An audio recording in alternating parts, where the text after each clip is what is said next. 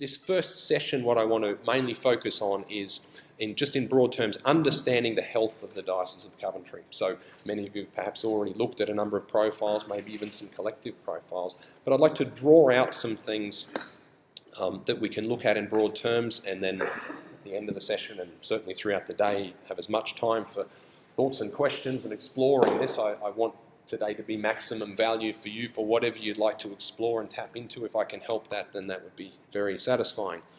So if we begin simply with the progress so far. So we have in this diagram here, the dotted line is the starting point for congregations in the diocese, and then we have with the full yellow line the point we're currently up to. So the first point is that the progress is extremely encouraging. It's across all of the 8 areas. All areas are moving forward. But at a fuller sense, I like this particular diagram because the idea of fullness of life, mindfulness, renewal of holistic community, the roundedness that's represented by the gospel message in full expression is what we're pursuing. So to see this and to ignore even the jargon and detail of it, but to understand this rounding out and filling out of the experience of life in all its fullness is what we are pursuing and what is being achieved. So behind this chart are people who wake up differently, who function differently, who relate differently, who connect with God differently. There is a level of organisational and transformational change that's coming into people's lives. And when we're involved in these processes, we can take it for granted a little bit, except that this doesn't necessarily happen very often. So it's no small thing that these kinds of changes are taking place. But in amongst this, we can see 2 things. We can see and celebrate the progress that's coming, but we start to even get the hints about where the challenges are emerging in the process in terms of moving forward and where we need to focus the strategy even further. So if we, for example, move to the same results but put them in numerical form and look at the change charts in both directions. So straight away, again, we can see substantial increases right across the board in all areas. So very, very encouraging. An overall increase of nearly 8 points that, given the maturity of the process, would be one of the highest progresses I've seen in any movement from a starting point. Now, I always have to address this because Anglicans can be a little more melancholic. So, well, maybe we had a challenging starting point and it's easy to make progress from there. And there's almost excuses that have to be made because we really can't be doing anything that's any good. We have to downplay it all over the place. So let's just imagine you've said all of that. I hear it all the time. Imagine you've said all that and I say, that's nice, thank you for sharing. But it's mostly irrelevant and not statistically justifiable in any possible way. It's simply a fact that you're making progress. I'm sorry to say that you are actually making a difference. You're seeing things transformed. People are changing. Organisational things are shifting. It's a good thing. So just cope with that.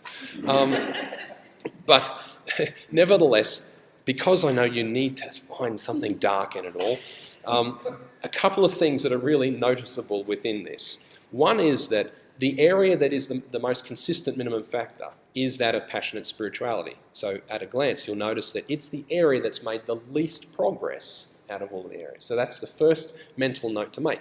Now, again, it's made progress. That's a critical factor. It typically is, worldwide, the area that is most resistant to progress. It's the one that has the most difficulty moving forward, and yet it's also one of the most common minimum factors. So it's a challenging area to explore. So first of all, the fact that you're making progress is very, very positive, but it is noteworthy that even though we know by the basics of the process, look at your minimum factor, most attention has been applied to that area, it's actually the other areas that have had the greatest lift. Now, the important part of that as well is that for some people they get concerned about minimum versus maximum strategies, and they'll say, we're worried about exploring and focusing on the minimum factor because we're in danger then of eroding our strengths. We might lose our strengths if we focus there. Now again, there's nothing in the database to support that at all. Reason being, these are not 8 distinct siloed pillars of church life. These are an artificial categorisation, an artificial cutting up of something that is a whole. So a local church is a whole living thing. A diocese is a whole living thing. Just for the sake of our mechanistic minds, we separate it out into categories and we say, there's tendencies in these categories and you need to address these certain areas. But in reality, it's a whole. Therefore, if you adjust that thing which is weaker, then you will automatically have the best influence on the other areas that are stronger. So we can say, for example, at the moment, gift-based ministry here is very strong. But the very thing limiting it becoming even stronger is the lower passionate spirituality. That's the current limiting factor. So the analogy of this is that we need to address the minimum maximum difference, and what we see here is that the gap in number of points from the lowest to the highest in the first profiles was 11 points. It's now 14 points, so the gap is actually larger. Ideally, we want to see the gap become smaller, because if we take, for example, a person with, really big muscles like Morris, and but an unhealthy heart. Their heart is not in great shape. So for a period of time, they can go to the beach and they can lift weights and they can do feats of strength of various kinds. But their heart will ultimately be the limiting factor. Eventually, it will catch up with them and will cause the strength to drop back. And I've watched some churches who've repeated surveys over some number of years, haven't addressed their minimum factor, and then you watch as the top of the profile collapses after some time. It's unable to be sustained. It simply drops out because the bottom is acting like an anchor weight underneath that. So to be mindful of that in this context means that this terrific gift-based ministry going on is only going to be maintainable if passionate spirituality can be developed, and it's only going to progress further if passionate spirituality moves up. The other factor is that you'll notice how consistent the line shape is. So we typically call that the culture. It's the cultural shape of the profile. And it's very consistent here. And that's not necessarily a bad thing. What we see is the overall health has moved up a substantial degree. But over time, what we want to see is that the green line is starting to change and become a different shape. And that indicates substantial cultural change. The fundamentals have changed about the way we do life, the way we approach God, the way we relate to each other. That's the shift that needs to come. So this already points to a little bit of an emerging challenge, because on the one hand, we've got great progress, but on the other side, we've got a little bit of a problem emerging in the sustainability of that progress. So it's going to become more difficult to make progress unless we can really hone in and say, all right, what's behind that passionate spirituality? How do we really crack that nut and find out what that's about? Because the rest of the profile is going to depend on that. We can see that in another way by zooming right back out of the detail and looking at these categories of fellowship, service and faith, just summing up the whole thing in those categories. And you can see again that the dotted line is where the starting point was a little bit more centred than the full line, which is the current profile. So if anything, it's actually moving a little more towards the service orientation and a little bit away from the faith orientation, whereas what it needs to do is move the other direction. So this tells us immediately about what we need to focus on, but it also begins to tell us a lot about the way that the process is being undertaken. So given a set of results and some discussion, what's the default way that people will address these results? What kind of steps will they take? And then that starts to emerge here. So the second session today will focus primarily on those default tendencies and how to adjust them so we make sure people keep making progress. If we now move to take a look at the results from a different perspective, and this is quite a recent approach that sort of occurred to us, and wow, this is a very helpful way to start looking at the results by taking the NCD jargon and backing right out of it to speak in some really everyday kind of terms about dynamics of church life. And the first of those is to talk about this very common kind of idea of the front door and the back door. So it occurred to us that these three characteristics across the bottom have the strongest affinity. They're not exclusively there because they're all required and connected, but they have the strongest affinity to front door dynamics. So gift-based ministry, yes, of course you might use your gifts in the context of church activities, but you will use your gifts mostly outside of those because you spend most of your life outside of church activities. Need-oriented evangelism, of course, is overtly front door. It's going outside the church and connecting. And inspiring worship from a spiritual development faith perspective is the public forum that represents the front door access to church life. So that the point about the front door is that you want a big wide front door for two purposes. One is people are able to become part of the fellowship, but also you can send people out the front door to minister to other people. So that's the importance of the front door. The other side then, of course, is the back door dynamics, and these are more to do with the ways of developing people once they've come in the front door, the ways of growing them and nurturing them. And of course, these two parts necessarily come together, because if you only focus on the front door and not the back door, you lose people at the back door, which means even if your main interest is in evangelistic activities, you're losing your workforce out the back door. So you have to care about the back door, even if you're a front door oriented person. And if you're a back door oriented person, nurturing and developing and what have you, you have to care about the front door, or you've got no one to nurture and develop. So basically, you have to care about both, no matter which way you're wired.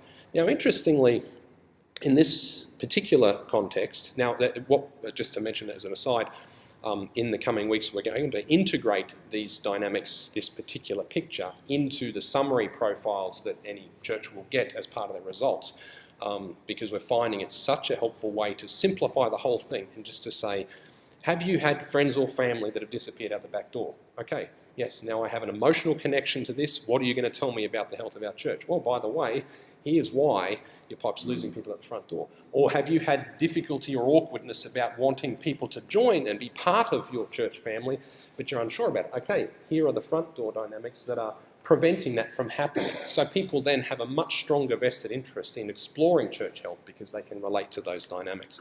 So that will become part of the profile shortly. But this is not the critical factor for this diocese, this front door, back door.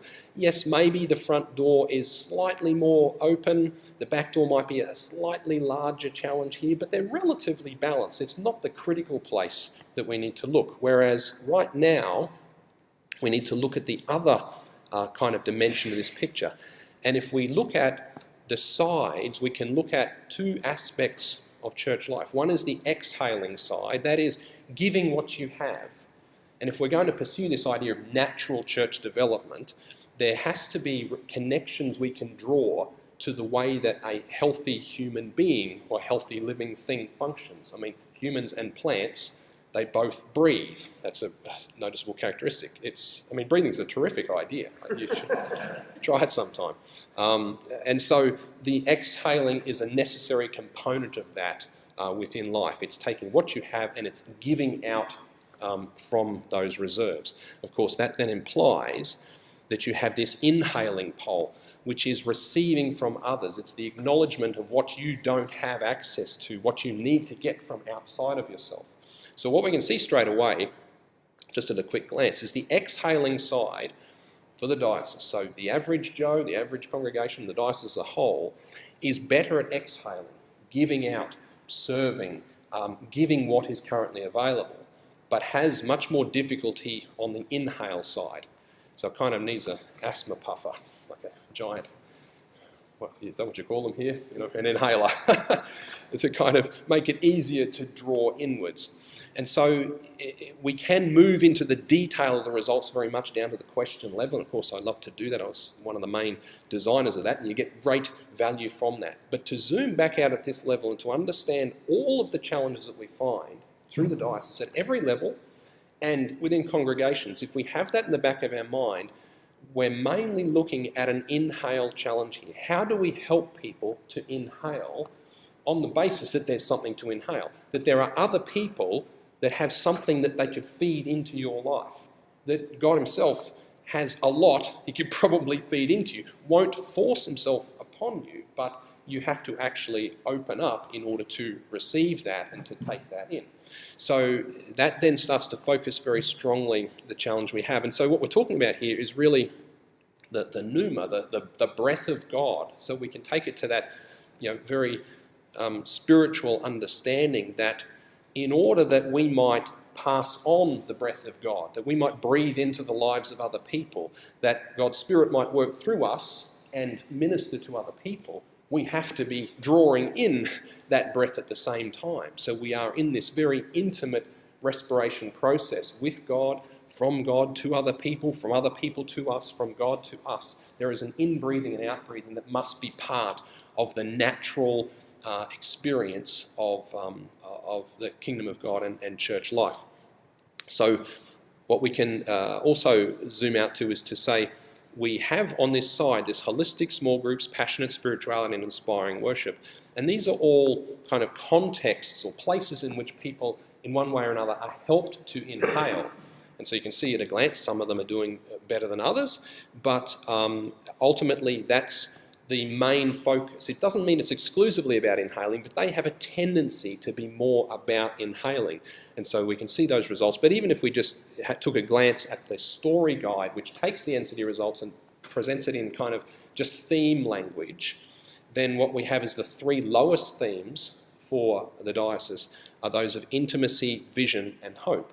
And they all also have a very strong affinity to the idea of inhaling. So intimacy, the idea of opening yourself up that others might speak into your life and feed into your life, has an inherently inhaling dimension to it. So whenever we're having that discussion, we can keep that inhale thing in the back of our mind.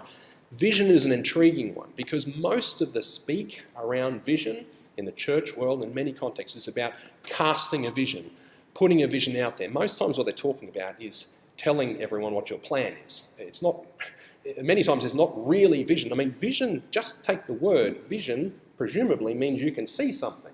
It's a capacity to see before it's the capacity to speak.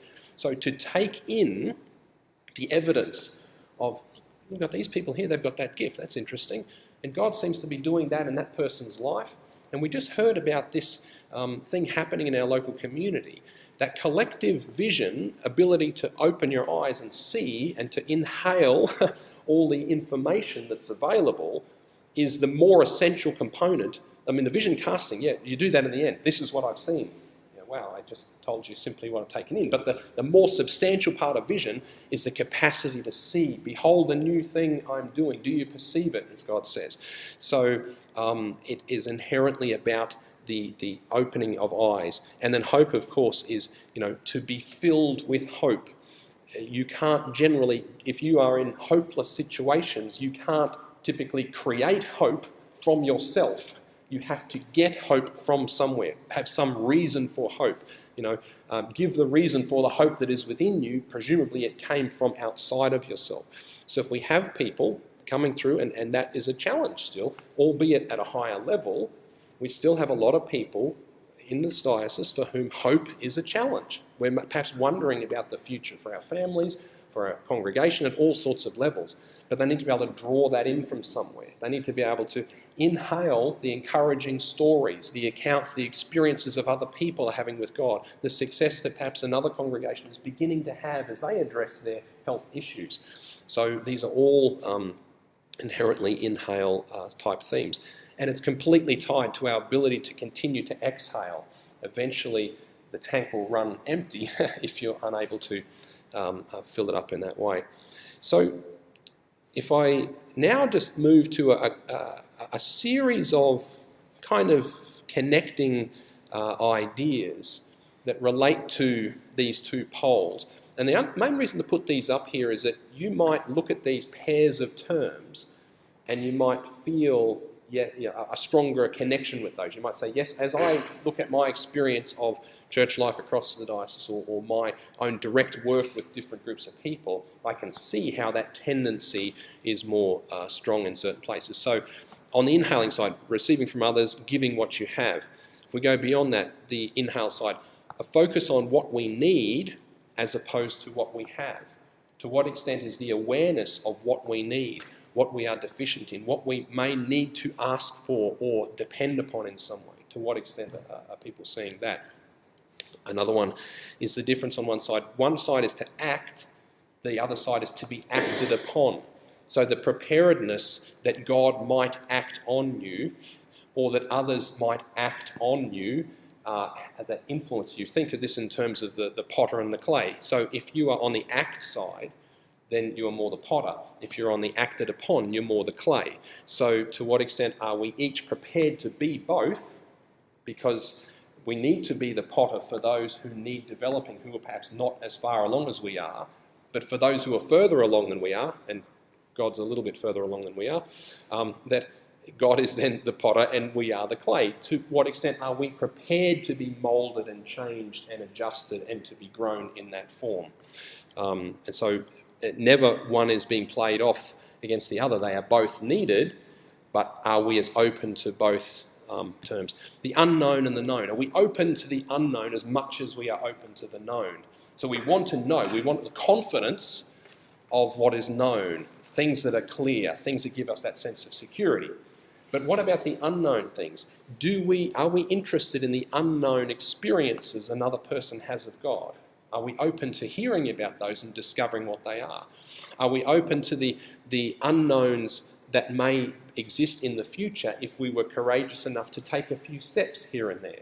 And the interesting thing about the unknown and known is that to move from the unknown to the known is to move through a process of demystification. We want to take the mystery out, we want to make something concrete. So what we can see here is that generally in the diocese, we prefer to demystify, to move a bit more to the concrete side. But there's a great term that's been used sometimes, is the remystification that's necessary in any growth process. Because once you know something, that helps you discover suddenly what you don't know. So every time you learn something, you discover what you don't know, which has to ideally lead you back into remystification where you wonder. You ask questions, you explore things, you realise what you don't know. And I love at the towards the end of Jesus' teaching ministry, he said, there's so much more I want to tell you, but you can't handle it yet. So the idea of prerequisite learning is built right there into the ministry of Jesus. So the willingness to say, wow, there's some things we don't know and perhaps we can't even know. And that leads to the next one, which is the tendency on one side to be the rational side. We want to be able to work things out. We want to be able to figure things out, and that's where we are most interested. But you have this other side, which is the trans-rational side, which goes beyond your rational capacity. You simply can't figure it out. You simply don't know it. You don't have the mental faculties, the experience, or the information to figure out what it is. Now, please take note, trans-rational is not irrational. It's actually irrational to focus purely on the rational. If you think you can figure everything out, that's thoroughly irrational. Whereas to recognise that your life, and clearly in the line of work I'm in, I like to focus a fair bit on the rational, but it's very healthy for me to constantly come back and say, wow, there's a whole bunch of things I don't have the slightest idea about, and I have no idea what will happen. Just a confession, when I come to a group like this, I've been presenting like this for about 18 years. I get anxious every time still. I come into this room, I'm thinking, what? Have I prepared enough? Have I got the right questions? Have I got the right information? And God sort of taps me a bit, and it's like, what's the likelihood you could possibly have any idea what's going to happen in that room? It's like, yeah, thanks for the comfort. That's terrific. Very soothing. But that's the point, is I'm meeting people, and there is a trans-rational component to this where I'm going to be interacting with your experiences and your thoughts and your questions on that basis. But are we willing to be in that space? There is also this other side of determining and acknowledging. And we have to be connected to both sides. There are things we can determine, things that we can play a significant part in determining what the outcome will be, what the goal will be, what the plan will be. But on the acknowledging side, it's simply accepting that certain things are as they are. And we have this in some movements that take the gift test, the NCD gift test, and their young people start coming up with gifts that they're theologically not allowed to have.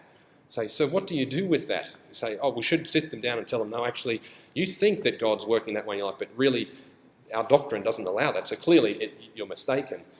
Rather than saying, maybe you should acknowledge what is happening there. So in our context here, what needs to be acknowledged about the spiritual styles or the ways that people encounter God? What needs to be validated about the ways that different people experience God, that in their Anglicanism and politeness, perhaps, they are less inclined to speak about or might keep a little bit hidden, and yet if they did share about it, it might be edifying for everybody. It might be very, very helpful simply to acknowledge that if God is working in people's lives, we should be looking at that. Coming towards the end, the two dimensions here, and this becomes really quite practical in terms of the process taken so far. We looked at how that circle before moved further towards the right. And so in one sense we can say that the organisational approach to improving the health of congregations is the stronger part in the picture for the diocese. So the organisation is about taking things you already have and rearranging them in the most useful way. So it says, I have a set amount of stuff and we have to put it together in a way that will be more fruitful than it currently is. The difference on the transformational side is making things fundamentally different. It's not just moving them about, it's actually turning them into something new. So this is Romans 12:2 type thing. Be transformed by the renewing of your mind. The transform, the metamorphosis, the caterpillar to butterfly change, that it is now a fundamentally different thing than what it was before.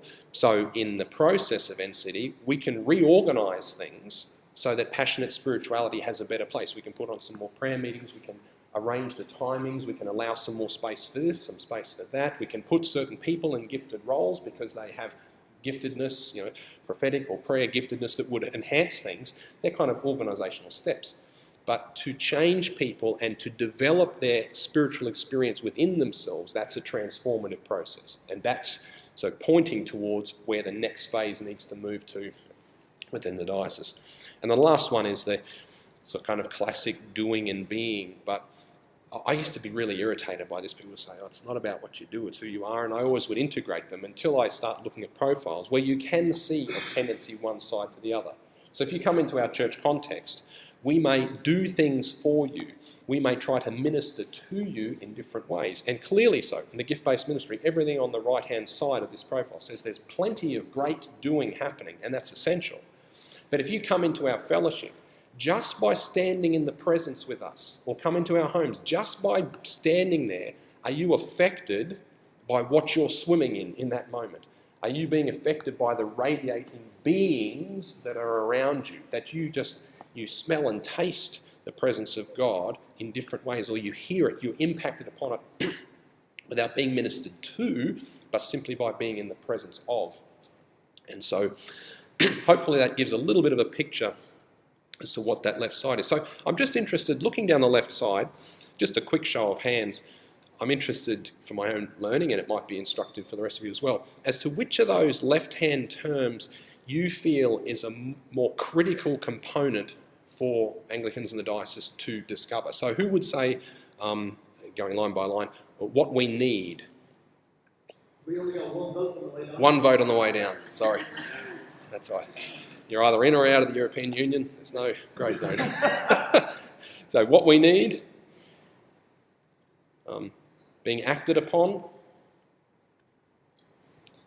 the unknown, the transrational, acknowledging, transformational, and being.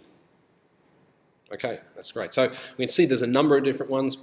Probably transformational was very strong in the mix there. So we can sense it. We know something of what that looks like, and it would be great to be able to discuss it further, and you should continue to discuss it, because that's what we're trying to find and to make that differentiator, not because we want to separate the right side from the left, but that we can sharpen our focus, that if we're hearing action plans, if we're working with groups, particularly who are further along the NCD journey, and we're hearing, for example, more organisational than transformational, then our ears need to be picking that up, say, okay, that's valuable, might be of some use.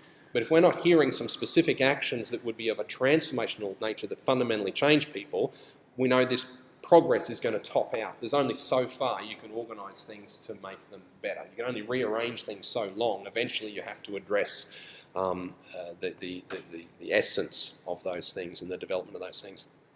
Okay, so now I mentioned a moment ago that these three left-hand parts, holistic small groups, passionate spirituality, and inspiring worship, in a way represent contexts or contexts of inhaling. So for us to understand them a little bit in relation to each other will again help us focus and be clearer on what we need to target more within the diocesan strategy. And so what we have is on the first of these is the inspiring worship service area. So on that basis, I'd call this the occasional gathering, meaning both terms of the occasion idea. So occasion in the sense of a ceremony, an event, something that has a liturgy about it. It has a sense of coming together as one body, moving through a story, and that's an essential element. But then also the occasional in the sense that, yes, it might be weekly, but in terms of the interactions of human life, particularly with the pace of human life these days, once a week is actually quite a long time between drinks.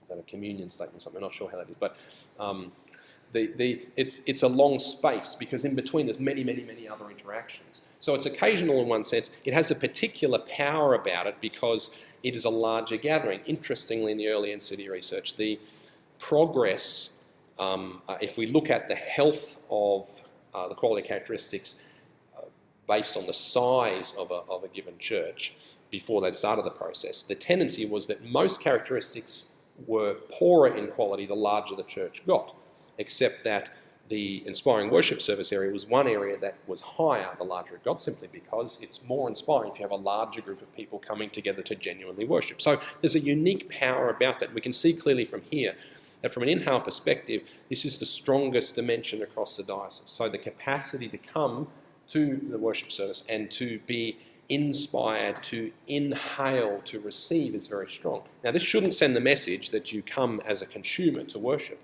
You should. The two parts are in this. I always like the word inspiring, what I can breathe in, worship service, what I can breathe out to others. They're both contained in the term. It's just that if you come together with a large group of people and if you breathe out to bless God and to bless the body, you're going to be out blessed. The collective blessing is going to be larger than what you feed in yourself in an inspiring service. So your net inhale will be larger if you're part of an inspiring worship service, even though you are serving and giving to that. So that's one aspect of it there. We then flip across to holistic small groups and the intimate gathering. So again, in NCD terms, a small group is a group that is small. Got that? Write it down. Very, very key theological insight there. So it just means that people in church life are actually involved in many, many groups every week. Many, many small groups of all kinds. All we're trying to do is make them more holistic so that when they come together, we're trying to enhance community. Once you come out of that time, you feel closer to people, you feel fuller, you have grown much more than before you went into that time. So in this sense, we can see that the result is somewhat lower. It is one of the lower areas. It does need to be developed further. So a context of inhaling in terms of small groups needs to be developed somewhat more, but there is something being received there. So when people across the diocese come together in groups, there is a degree of inhaling that's taking place. That's very good. But in the middle here, we then have passionate spirituality, which I term the everyday realm. It has much more to do with what you carry with you for all the rest of the week, which is the vast majority of hours that you have, because you might be for a couple of hours in the realm of the occasional gathering, the worship service. You might be for 6 hours in different ways in kind of groups that may have some Christians in those groups that can breathe in, and there's some inhaling that may come from that if you're fortunate enough. But the vast majority of the hours in your week are in interactions with Christians, non-Christians, facing all manner of different challenges everywhere you go. So passionate spirituality very much speaks to your preparedness to be able to inhale in those environments, wherever you happen to be able to experience God and to be filled with all that's needed to cope with whatever you're faced with along the time. So we can see here that clearly passionate spirituality is the major challenge. The everyday realm is the major challenge. And so what we could kind of go a little bit further with to say is that the challenge for all of us as part of the work of this diocese is developing a context-supported as opposed to a context-dependent spirituality. So if people's inhaling in spirituality depends upon being in the worship service or being in a small group, then they're ill-equipped to cope with the other parts of life. That's it, it's a dependency. Now, that we want those gatherings to be there. They need to be like stakes hammered in next to the tree that provide support and help that tree to grow, but we don't want that ultimately to be the dependency, because the full freedom in Christ is associated with the capacity to face whatever it is in life with the connection to God that allows you to move through those challenges, whatever they happen to be, continuing to inhale and experience God's power wherever you go. So that's one way of looking at it, developing a context-supported as opposed to a context-dependent spirituality. All very technical terms, but as we keep moving through, we'll keep adding some more flesh to this, but I'm keen to keep it zoomed out so we can see the bigger picture we're aiming at. Another way I would refer to this is, in the sense, developing a more portable spirituality. So the idea that you can put it in your pocket and take it with you.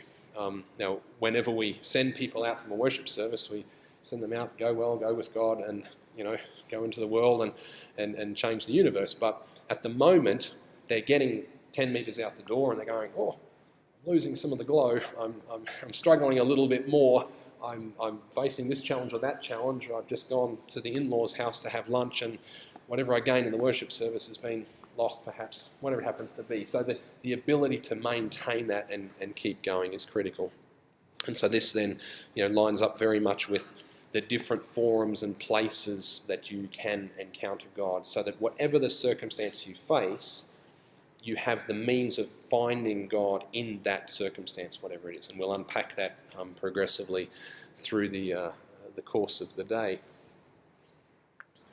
I have to smile at these photos of Christian. It looks like he stood too close to the candle and he's kind of melted or something. He always wanted to be a model. Yeah, so the different spaces of life and the different circumstances, finding God in those places is the key to the full development of passionate spirituality. What I want to do is switch now to briefly have a look at something we've been engaging much more with lately, and that is we've been starting to do split profiles on an age basis, and in particular finding great fruit in splitting the above 30 versus under 30 profile to see what insights we can find. I understand there's a number in the room that are working in that in the younger age group ministry. And so if we look at the youth in Coventry, we have pretty good sampling. I mean, it's 5% in under 30s, 5% of the overall sample, but it's certainly large enough to base some very reasonable things on. So what I'm going to do first of all is, this is the same overall picture, and I'm just obviously showing you one part of it, trying to conceal things. But on the right-hand side here, we can see that the solid yellow line is the under 30s. The dotted line is the over 30s. So we can see there's a fair bit of consistency there, quite similar in the perspectives. And what's noteworthy is that the under 30s are expressing great appreciation that leaders are exhaling into their life, empowering them, passing on power to them. So whoever's involved in those youth things, first of all, hats off, this is fantastic. And it's a lot of respect being shown by the younger people to say, we appreciate the fact that there is empowerment here. There is a desire to reach out, to elevate us and to help us along, to play a part in whatever we're doing. So that's extremely encouraging. There's not a sense of sitting in the corner and huffing and puffing and hissing and saying everything's terrible. There's a respect that's coming through there and a desire to serve. So a lot of unity there across the ages. And this is a huge factor we need to explore these days. There's a lot of experimentation with youth-only churches and various different things. Most of it, for me, is a mangling of community in all sorts of ways. I mean, the intergenerational church, for me, is the ideal kind of context. Assuming it's healthy and assuming there's mutual respect in all directions, that's an ideal thing. So wherever we can find that unity, we need to speak into it and acknowledge it and highlight it, to say that even if we feel effective structures could be a lot better, at least we're unified about it. We all agree it should be better. That's great. But at the same time, gift-based ministry, almost exactly the same values there. So there's a lot of unity within that needs to be emphasised and brought out, particularly in these quite divisive times sometimes. Now, obviously, you know that I have been hiding the other part of the chart. But, first of all, this is the exhaling dimension, very, very similar on the exhaling side and the acknowledgement of the exhaling side. We then reveal the other side of the chart. And it's creative, to use a diplomatic term. The first jump out points for me are that for the under 30s, the need-oriented evangelism result is noticeably higher. So the engagement in that, the recognition of that, somehow they're connected with some sense of presenting the gospel to the point of need of people to a great extent. I mean, that's absolutely fantastic. That's a terrific thing to see in the picture here, incredibly encouraging. Also, on the top left, we see that the higher result for holistic small groups. So the younger generation, and it's perhaps not surprising given the shifts in social media and the general openness of the environment, that to share openly and to open yourself to other people is much stronger in the under 30s. So therefore, the older ones can perhaps look at that and say, what can we learn from that? So in both ends, that's very, very positive. So that's the good news. On the other side is, if we do remember again, this left-hand side is the inhaling, and we're talking about the breath of God being drawn in by people so they can give out, we then start to have a critical problem emerging here. That is that the willingness and engagement in the under 30s for exhaling is just as strong as those over 30, but the lungs are in great danger of collapsing. The ability to inhale, the ability to find the way, how do I most naturally connect with God? How do I inhale so that I can continue to give out? So it's a concern that the sustainability of the under 30s and what they're doing is of great concern and needs to be addressed at a given point in time. Because while there may be unity about the low passionate spirituality, it's even more of a challenge for the younger generation. So yeah, this sharpens the focus, and the beauty is that because there's consistency with the overall profile, it simply means we put a few exclamation marks on all those inhale categories, the transformational stuff, all of that sort of thing. So if we're interested not only in those who are here now involved in leadership, but if we are interested in the next generation of the future of the church, it's suddenly got dramatically more important to be able to crack this and work out what's behind it. So if we ask the question about helping the youth to inhale, we go back to this same arrangement and the contexts of inhaling. So as we highlighted a moment ago, the holistic small group area, this context is helping them well. So at least there is that space where there's the ability to inhale. But in all likelihood, they are inhaling from other people, which is terrific. But clearly, with that faith corner having a stronger orientation from what you receive directly from God, that's a much lower area.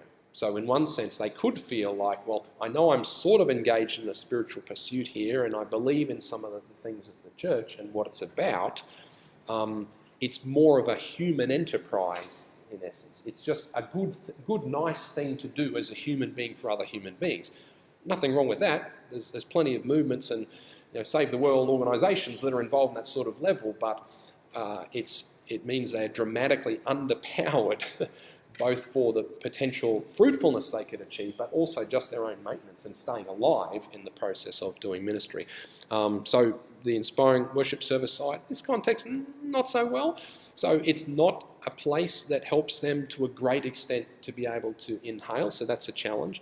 But then far and away, the everyday realm is the greatest inhale challenge for them. So that space wherever they are in general life, as they face the various challenges and questions and things thrown at them, can they find God in that place? Can they sense Him? Do they have the antenna to be able to pick up on what's happening? Are they trained in that? Do they know how they most naturally connect with God? All these questions are the ones that really need to be answered.